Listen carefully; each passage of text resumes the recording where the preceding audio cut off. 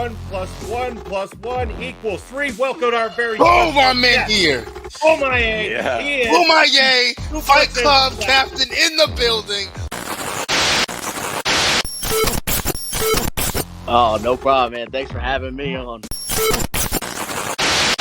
This is the second member of the Bull Maye Fight Club joining us in back-to-back weeks. Right down below, there he is, the muscle of the group, Mr. Thomas, manager of 5150, and we are so honored that you've decided to join us here. He is Mr. Bud Heavy. How the hell are you doing, sir? I'm living the dream, man. How about you guys? So, you mean all 360 keep your face, don't make it look pretty, but I'll spit it first, because that's who I am, so. The number you have dialed has been changed. The new number is, please note.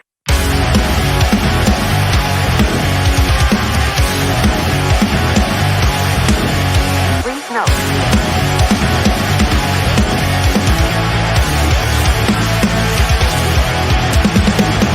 Never gonna stop, never gonna change, never gonna do the things you say. I run my own way to get there. Fools are calling that I don't seem to care. In the air, no more crowd, just the opposite kind of few clouds. So tell me this time is coming, for the sake of all your lies. Why don't you try to be wise? Now that I need you anyway.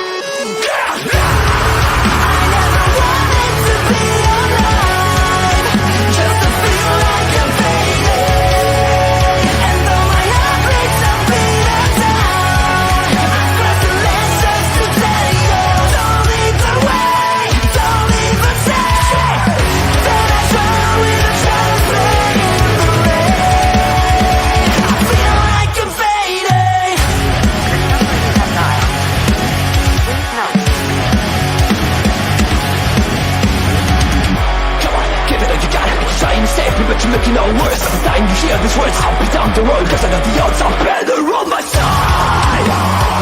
Why don't you try to be wise? Help me, I'm calling you cry. I never wanted to be alive, just to feel like I'm fading. And though my heart breaks, I'll beat it down. I swear to live just to tell you, don't lead the way, don't leave us.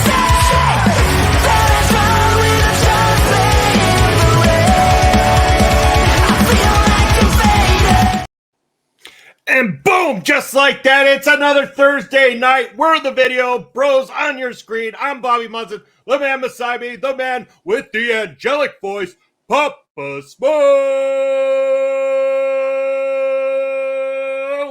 Papa Smokes, how you doing, sir?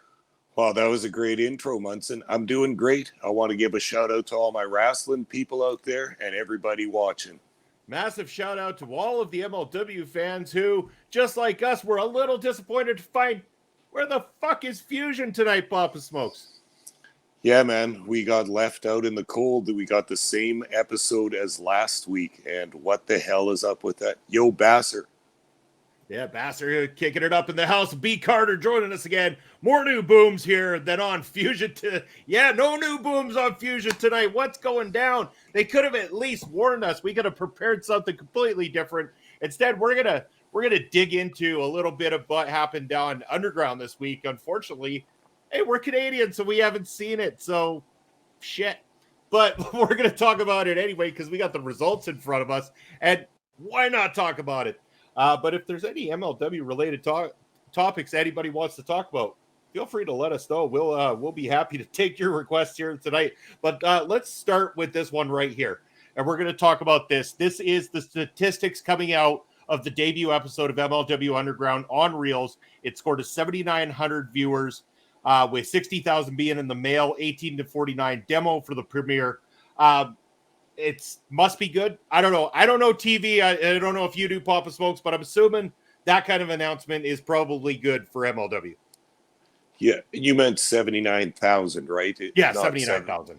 Yeah, for sure. Yeah, no, I'm not an expert on ratings of TV and everything, but some of the scuttlebutt I was reading about online sounds like it was a successful debut. So congrats to the guys, but can't help but feel a little bit left out in the cold here, literally and figuratively, by MLW. I'm not blaming them as a company. It's just kind of weird that their sister company Canada doesn't get their broadcast now. Yeah, and B. Carter saying 1/10 the viewership of a typical AEW episode.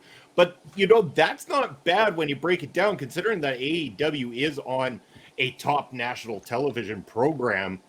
And MLW, I mean, what is Reelz? Technically like number 30 or something like that. I mean, we're talking like a big difference in terms of the eyes that are on that particular channel as opposed to what AEW is broadcasting on. So, I mean, I got to imagine that is huge news to at least have captured 1/10 of an AEW audience for what was relatively a YouTube program for quite a few years. For sure. And MLW would have been a destination spot for people looking to watch indie or, just non-large company wrestling. And now on Reelz, at least, there will be casual viewers that will, watching something else, come upon this show and maybe like it, or flipping through the channels. I don't know if that's still a thing that people do, but again, it just has the possibility to get on so many other screens compared to what they've been doing over the past years. Anything's an improvement. And I think we've seen that Court Bauer, even in the time we've been watching and the couple years we've been reviewing this show, he's been actively pursuing all kinds of different TV deals, including Fight Channel and all that stuff as well. So he's working on it. He's trying to get it bigger, and I guess baby steps are a good thing too. Yeah, why not? And it sounds like they kicked off well, and B. Carter's that, and you can count on AEW for content each week. I mean, you do have companies that are putting out consistent content week after week. Doesn't always mean it's the best content week after week, but it is content nonetheless. Not that I'm bitter.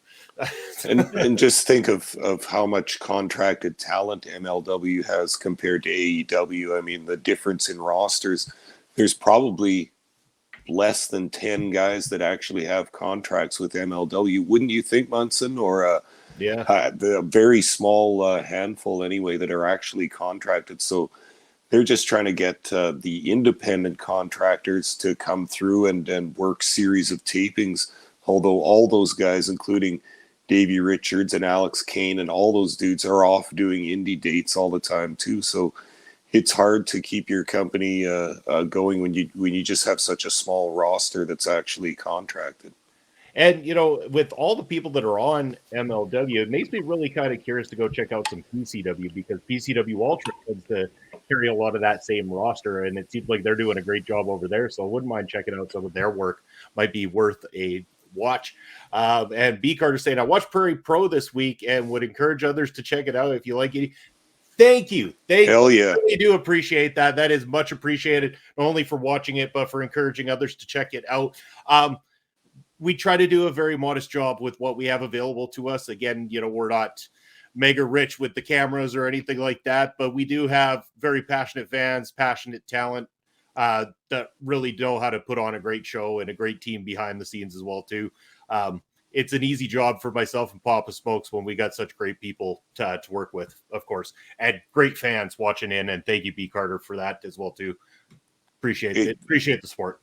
It makes me wish that B. Carter could come and watch a show live, because if you like the videos on TV or on your computer, my God, it's just night and day the difference when you're actually in that room. I'm sure you can hear the crowd noise and all that, but they're really quite rambunctious. We have the best, most passionate fans. Yeah, we have ourselves a Basser. That's what we got. Yeah. Just when you think the other fans are loud, Basser brings it up to that level just above. It's awesome. Can't wait for Saturday, February the 18th. That's going to be Love is Dead in Saskatoon. It's going to be a great show. But yeah, we're gonna talk more wrestling on the second half of the program here tonight, of course. But going back to MLW Underground here for a moment, Papa Smokes, let's just break down a little bit of what went down and where we think some of the booking might be going based on this. So these come from the tapings back in October. These were the Fightland tapings that took place in Philadelphia. I guess it sounds like Matt Stryker actually brought Jacob Fatu out to the ring during the opening of this program. asked when he's going to be cashing in on Hammerstone. Fatu told the Philly crowd he'd be doing it right here tonight. But there was a little swerve on that one, and the form of Real One, who interrupted this whole thing and really got back to igniting his feud with Jacob Fatu. So interesting to see that I kind of forgot that taping had even took place. So I'm kind of curious how it's going to pan out, having Jacob Fatu and Real One matching up. For sure. And they've kind of been slow teasing this match for a long time now.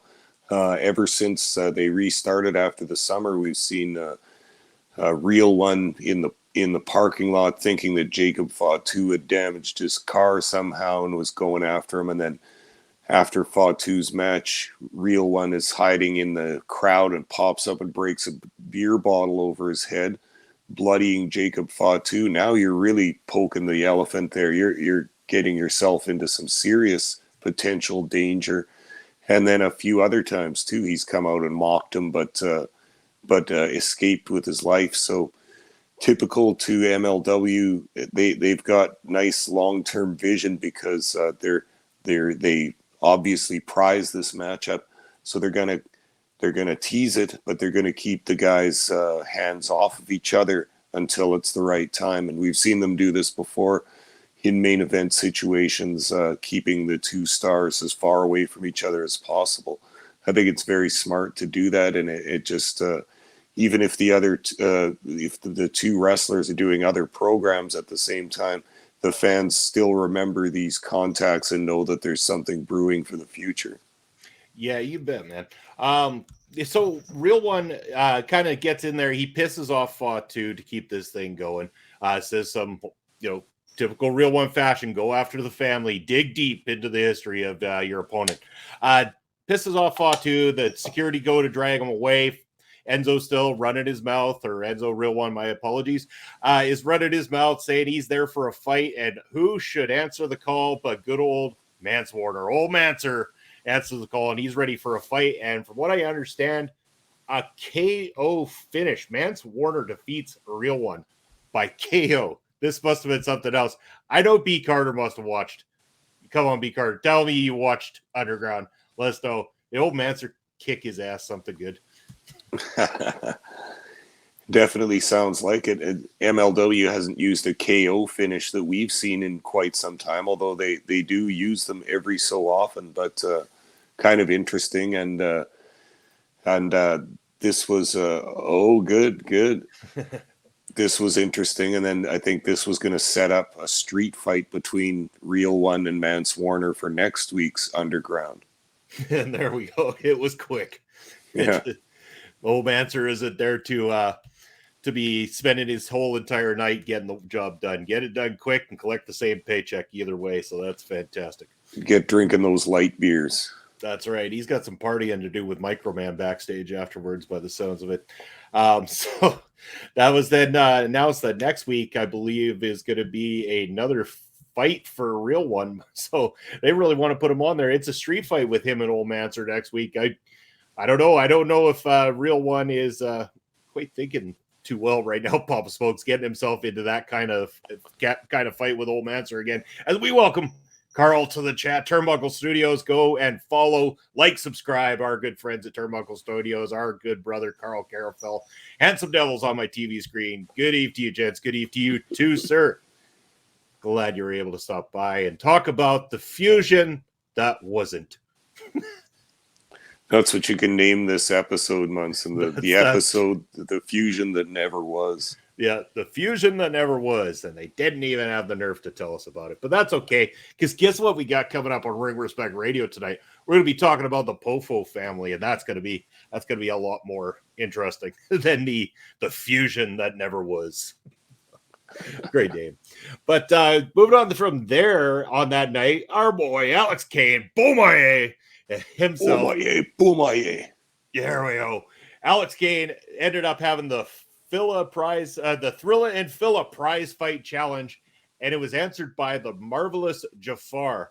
I don't know a damn thing about the marvelous Jafar at all, Papa Smokes. I'm not sure if you do, but it sounds like the marvelous Jafar got his ass handed to him too. Well, I think they said in the write up that it was a popular local wrestler, so a Philly guy that the crowd would know. And B. Carter, I'm kind of wondering if you're saying this because we'd actually love the match, or is this one of those, this would have sent us off on a tangent? It's hard to dislike what Alex Kane's doing in the first place because clearly we're fans of Alex Kane. And speaking of being a fan's appeal, I'm a fan of this guy. I think we are two Papa Smokes. It's Mr. Chris Parrish. How you doing, Parrish? Glad you were able to join us. So moving on. So yeah, Alex Kane basically beat the living tar out of this guy, ends up getting the match called after dropping him on his head in the corner. But yeah, let's go to B. Carter here. Alex Kane is even more in even more rare form with a lot of great shit talking to the fans. Oh, and we haven't seen it. Damn you, MLW. Oh, come on, Alex. Oh, I saw his tweet where he slapped that Philly steak sandwich in that fan's face. That was sweet. Oh, Alex Kane, he is awesome. That guy is on the rise. MLW is going to have a hell of a time keeping a hold of him for much longer. But sounds like all hell breaks loose. So, of course, afterwards, Davey Boy Smith Jr. comes out, and then Myron Reed and Mr. Thomas. Well, because why not bring out Myron Reed so that the new fans of MLW can see him at least once before he gets to stepping out the MLW door? Because as we know, maybe he made an appearance once past the October tapings. I don't know, Pop Smokes, but you're not going to get much more of Myron Reed. I was going to say he only left the company a month ago, and these tapings were from October, so there might be some more stuff still. You bet. And then on the reverse side of things, speaking of guys who show up for a month and then take time off in MLW, Lio Rush is on his way back to MLW here very, very soon. But again, we've spoken highly of his work, like the way he handled his craft in MLW in the middleweight division. He had great matches with Myron Reed. There is good stuff to be said about Lio Rush. I mean, he's that slimy little smart ass punk that you want to slap, and he plays it beautifully. I think so too. And when he first did those series of matches against Myron Reed, was that a year or two ago? He was all new to me. I didn't know of his reputation in WWE and that he had pissed some people off and thought he was bigger than his britches were and all that kind of stuff.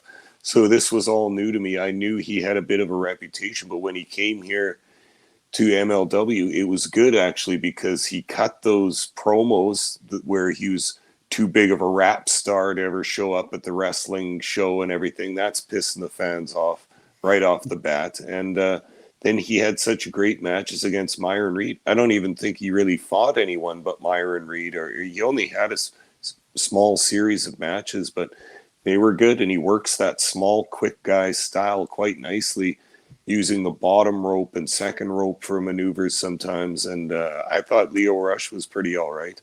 Yeah, and B. Carter saying Rush better be freaking good for all the hype about him. He's been coming for forever. You know, it's almost the same as you remember all the advertising for Will Ospreay in MLW? Yeah. Will Ospreay coming to MLW. They had Dave Meltzer and Alicia Atu on a panel talking about Will Ospreay in MLW. Where's Ospreay? Haven't seen him. Guess he got lost in the shuffle there somewhere. Yeah, he's busy getting lost in the AEW shuffle. That's true. And Chris Parrish saying you can't teach that. And yeah, we're talking about a real one. He's running his mouth and getting his ass handed to him. Alicia gets what? I don't even know if I should have posted that. Damn you, Parrish. Oh, bastard. We need a 7-second delay on here. Maybe. Yeah. Oh, shit. But yeah, as I'm saying those things. And then apparently on the show, the mystery attacker's back. Now he's laying out Mods Kruger. Is it even Mods? Because as far as I know, Mods ain't even there no more. So he's off being cruel somewhere else, but he's sure ain't Mods on MLW. So again, introducing this new audience to what's left of Mods Kruger. Yeah, and this story goes on and on with it's like watching that old TV show Lost. It's like all questions and no answers, and it's starting to frustrate the viewers just a bit too much, I think. And when you think about at least that one of the last segments was almost the entire roster laid out, but we've also seen Mods Kruger laid out, Killer Cross laid out. So like, who is this guy that's knocking out their top heels and their top stars and everything?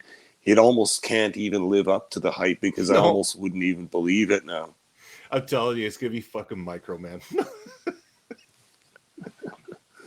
Just kill the entire roster in one shot. Micro Man for the win. Oh, and then B. Carter only made me more pissed that they lost Mods and don't get to the story. Yeah, I mean, that's the problem. Like, losing all these guys, these top guys. Mods was a top dude. Like, I mean, they had people like King Huertas there. Like, where's King Huertas anymore these days? Like, that we were actually thinking before. It's like, who do they even have outside of Fatu? And, I haven't checked the results, so I don't know the result. We don't want to have any surprises here. So I don't know who won between Fatu and Hammer. But if it was Hammer, we had that conversation. Who do they have as top build heels right now to go after Hammer's world championship? And because it looks like Nduka might have just signed with AEW, at least some kind of a contract, and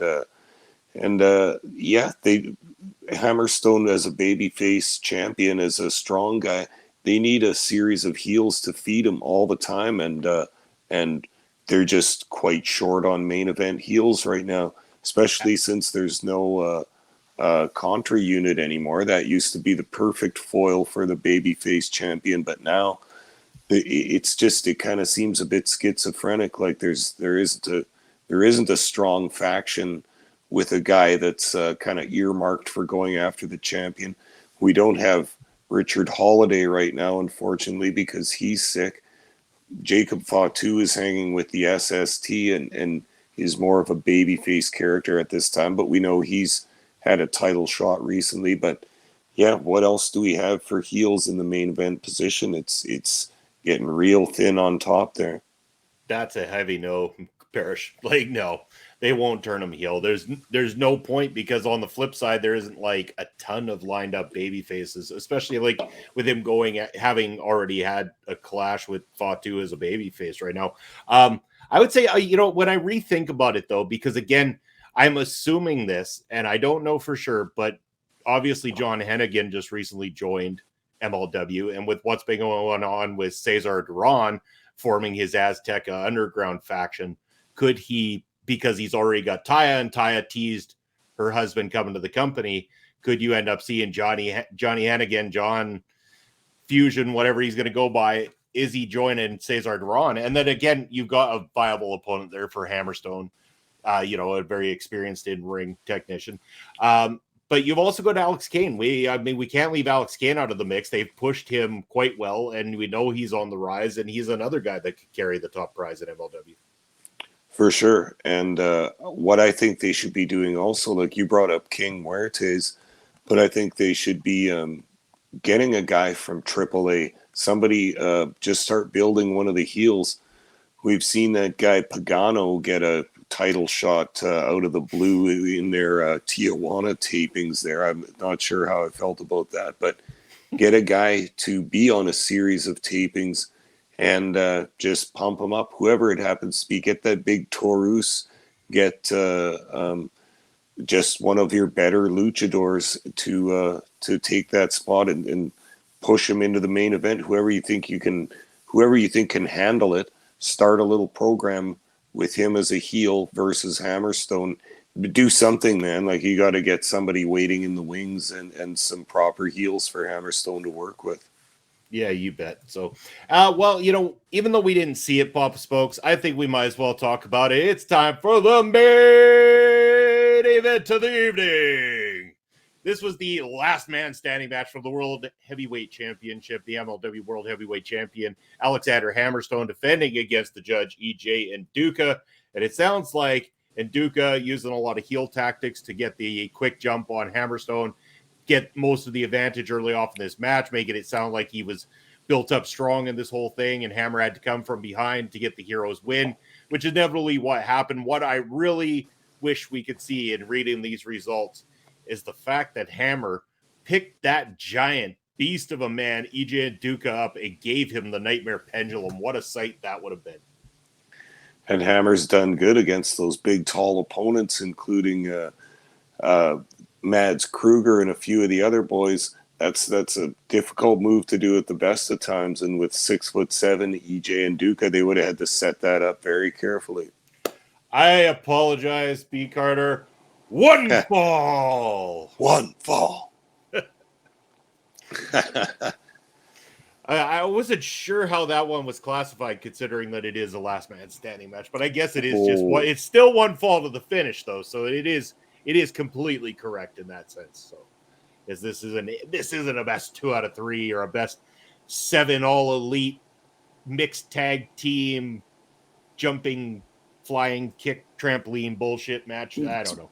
It's a bunch of bullshit. That's exactly what it is. But no, it sounds like, I mean, great work by MLW to kick things off, get some new eyes on the prize. MLW Underground drawing a strong audience. Again, I know a lot of people were talking about it. They had never seen MLW before. So that's what they need to do. They need to get eyes on other people who get to talking about it in order to grow this thing. And then hopefully that broadcast will eventually be available for the Video Bros so we can start talking about it a little more regularly. I have reached out to MLW through the press passes and asked if there's any way they'll show sympathy to the Video Bros and give us some sort of screening of the Underground show so that we can continue to bring all the action to you here on Thursday night. Because apparently, I don't know where Fusion's gone, Papa Smokes, but a little bit heartbroken. Yeah, myself also. This has been a good run doing this, but I wasn't finished yet. And apparently they're finished with Fusion. They're moving on to the new TV deal. But like I say, it's a bit of a rough thing for us. And I think there's a chance that we could get one of those press passes. We could get a code to watch this or something. It would be nice, but we'll see what happens. Court, help us out, man. We're starving over here. And B. Carter, I do appreciate the offer for sure. The only problem is Tuesday night at that time is a little tough with the shoot jobs for us to get to, like the time that it's on and everything like that. It is a little bit tough. So unfortunately, probably just won't have the time to watch it in a live capacity anyway. So we do hope that, if there's any hope that they'll let us see it, at least like the day after or something like that. Come through for us, Court. Come on. We've been praising you up all this time. We've been building you up. We're still going to do some form of this. I don't think Fusion's dead in the water. I hope not anyway. We can always use the time to talk about other episodes of MLW from the past. I think we could also go back and start watching some other programs on Pro Wrestling TV. I mean, what do you guys want us to talk about? We could do something like Warrior Wrestling. We could even look into PCW. Maybe we need to just switch up gears a little bit and start talking about another independent company that's on the rise and give them the Video Bro bump that they need. Yeah, it's great. I know we've been bumping ideas around just with the continued difficulty of getting MLW's product. I've always stood by MLW. I want to support them. I love the boys that we've interviewed and all the guys, but damn, we need some content too. So I'm all down to watch some other stuff, and I don't want to give up on MLW, and I'm not going to. But if we need some other matches to review and all that, then let's pick a good company and go for it. I'm totally down. We're going to be checking that out soon. We'll figure it out, Pop Smokes. And again, then we'll also be bringing you the guys the double header every single Thursday night. So if you're watching the live capacity here on Twitch or on YouTube, you get the double header live and interactive with myself and Pop Smokes. And Ring Respect Radio is going to be coming up in a couple of moments here. How do people watch PCW? They do seem organized and have good matchups. You know what? I thought that they had shared a link to a website of theirs where they have their stuff uploaded to. So I will find out. And you know what? I will let you know, B. Carter. I will definitely let you know because I think that is one I'd like to take a gamble on. They do seem very well organized. They seem like they've got a great thing going on there and a lot of people that we do like and respect as well, too. So I think that ultimately would be a great addition to our lineup in terms of what we talk about here on the show. So I'll do some digging. I'll see, and we'll do some talking. We'll see what we need to do to adjust the Thursday night doubleheader for you guys for sure. But in the meantime and in between time, as a famous announcer once said here in the Great White North, it's time to head on over to Ring Respect Radio.